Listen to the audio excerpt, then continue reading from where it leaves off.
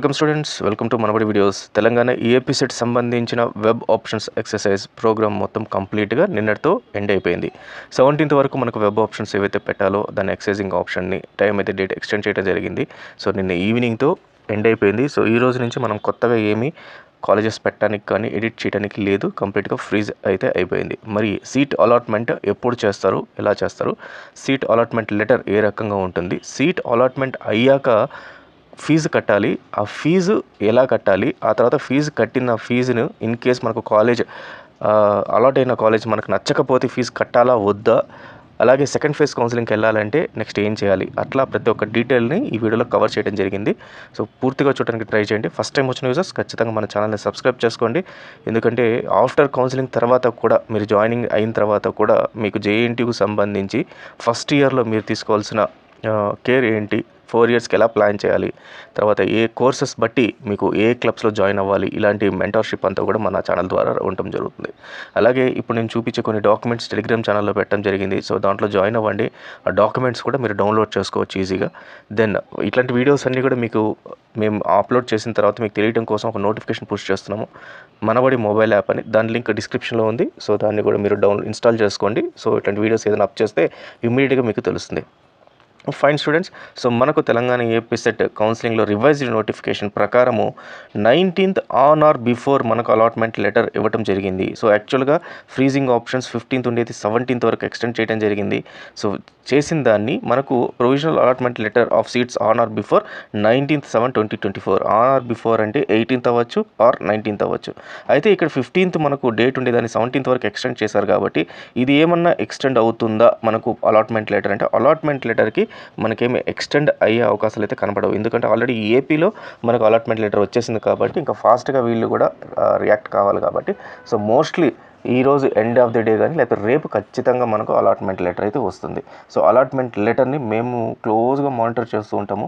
So వెబ్సైట్లో మీకు allotment letter అని పెట్టగానే మీకు ఇమీడియట్గా అప్డేట్ చేయడం జరుగుతుంది త్రూ పుష్ నోటిఫికేషన్, టెలిగ్రామ్లో కానీ, యూట్యూబ్లో కానీ, లేకపోతే మొబైల్ యాప్ ద్వారా కానీ. కాబట్టి మూడిట్లో మీరు సబ్స్క్రైబ్ కానీ, జాయిన్ కానీ, ఇన్స్టాల్ అయితే చేసుకోండి.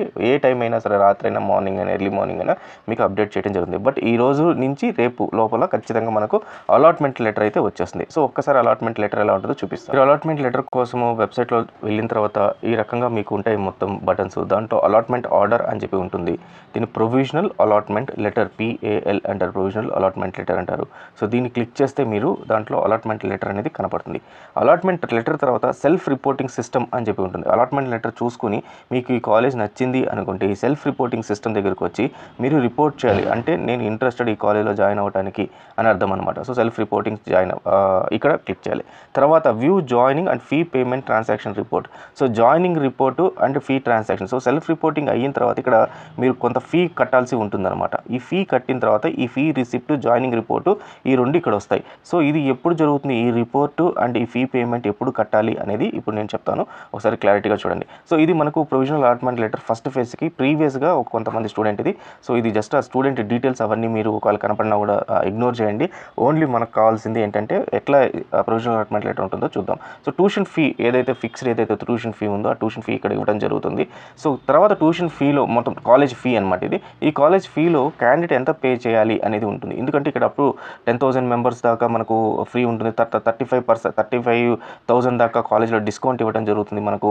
So based upon the economical condition plus income, వాళ్ళ ఇన్కమ్ బట్టి ఇట్లా చాలా కేటగిరీస్ ఉంటాయి కాబట్టి సో ఈ రకంగా ఉంటుంది. తర్వాత తెలంగాణ గ్రీన్ ఫండ్ కాంట్రిబ్యూషన్ అని చెప్పేసి కొంత amount total fee to be paid అనేది ఇక్కడ ఇవ్వడం జరుగుతుంది అనమాట. ఇది మనకు fee details. Provisional allotment letter అయితే ఈ రకంగా ఉంటుంది.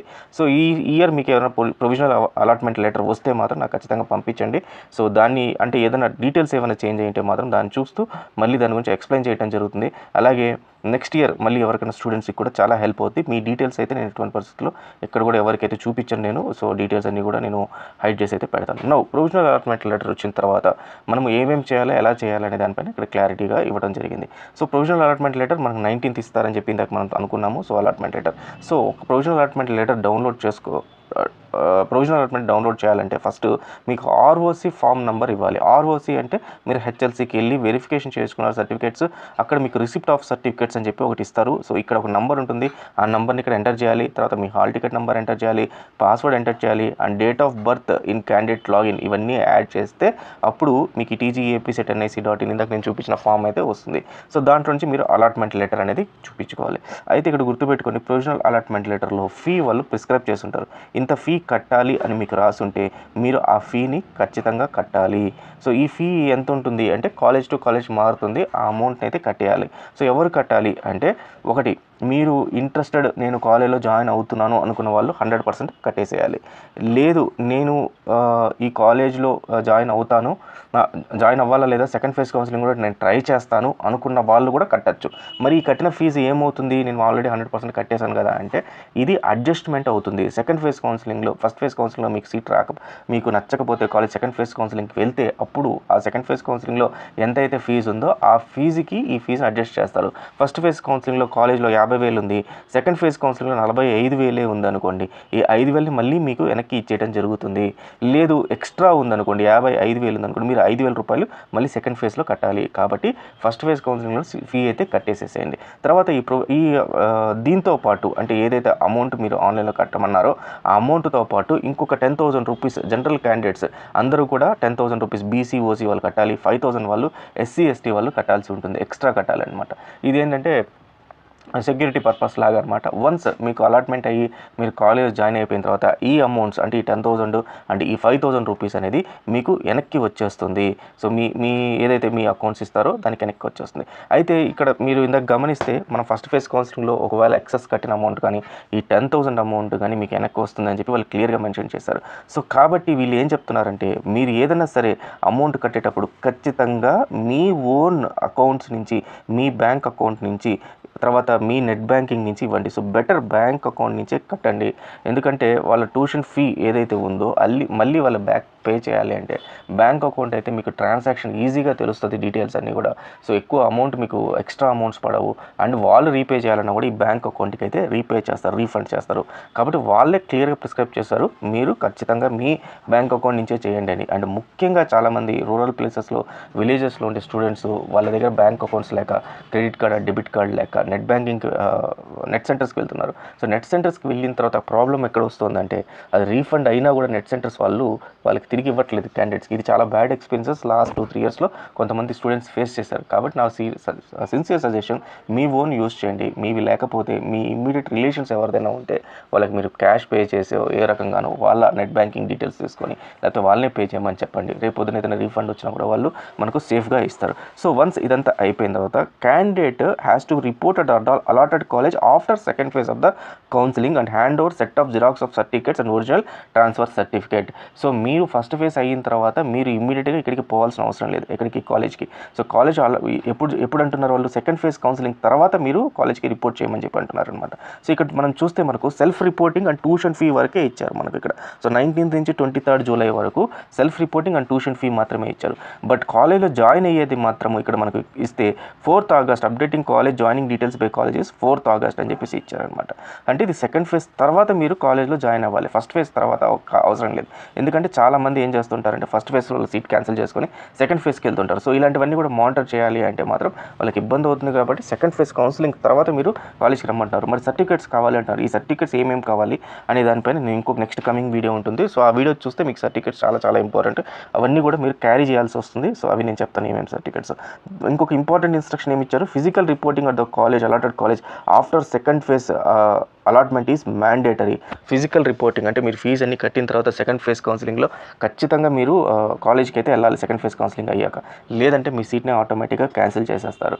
తర్వాత in case if the candidate does not pay the prescribe tuition fee with in the scheduled mention time, అంటే మనం ఇందాక చూసినట్టుగా 23వ తారీఖు వరకు జూలై 23వ తారీఖు లోపల మీరు కానీ ట్యూషన్ ఫీ కట్టకపోతే, కాలేజ్ ఫీ కట్టకపోతే మీ సీట్ని క్యాన్సిల్ అయిపోతుంది అన్నారు. అదే ఒకవేళ మీరు క్యాన్సిల్ అయిపోయి అంటే ఇన్ కేస్ మీరు ఆ కాలేజ్ నచ్చలేదు మీకు, అయినా మీరు ట్యూషన్ ఫీ కట్టారు, మరి తిరిగి ఇస్తారని వాళ్ళు ఏమైనా ఎక్కడ మెన్షన్ చేస్తారంటే ఇక్కడ మెన్షన్ చేస్తారు. After first phase if the candidate cancels admission through online after payment of tuition fee and exercise options in subsequent phases అంటే సెకండ్ థర్డ్ ఫేసెస్లో if any tuition fee paid earlier shall be considered for subsequent allotment of seat. So subsequent allotment of seat ఏదైతే second phase ఆ third ఫేజ్లో వస్తుందో so దాంట్లో మీకు ఈ ఫీజుని అడ్జస్ట్ చేస్తాము అని చెప్పడం జరిగింది. సో ఇది స్టూడెంట్స్, ఇది ఇంపార్టెంట్ ఇన్స్ట్రక్షన్స్. సో అన్లైక్ మనకు ఏపీ లాగా ఇట్లా ఉండదు, తెలంగాణ అంతా డిఫరెంట్గా ఉంటుంది. సో ఖచ్చితంగా అయితే ఒకసారి ఇన్స్ట్రక్షన్స్ పూర్తిగా చదవండి. దెన్ ముఖ్యంగా మీకు ఎవరికైనా ఈ అలాట్మెంట్ రాగానే నాకు ఇమీడియట్గా manabadi@gmail.comకి పంపించండి. దీని ద్వారా నేను ఇంకేదైనా ఇన్స్ట్రక్షన్స్ మారుంటే ఈ ఇయర్కి ఆ ఇన్స్ట్రక్షన్స్ మీకు ఎక్స్ప్లెయిన్ చేయడం జరుగుతుంది. And this helps next year students ఎవరికైనా హెల్ప్ చేస్తుంది. అండ్ ట్రస్ట్ మీ డీటెయిల్స్ కూడా ఎక్కడ కూడా మేము ఎన్క్లోజ్ చేయము. సో ఖచ్చితంగా అన్నీ కూడా క్లోజ్ చేసి డీటెయిల్స్ లేకుండా ఓన్లీ కాలేజ్ నేమ్, ఫీ ఇలాంటివి ఉంటాయి తప్పితే మీ డీటెయిల్స్, మీ ర్యాంక్ కార్డు అయితే ఎక్కడ మెన్షన్ చేయము. So all the best students, thank you very much.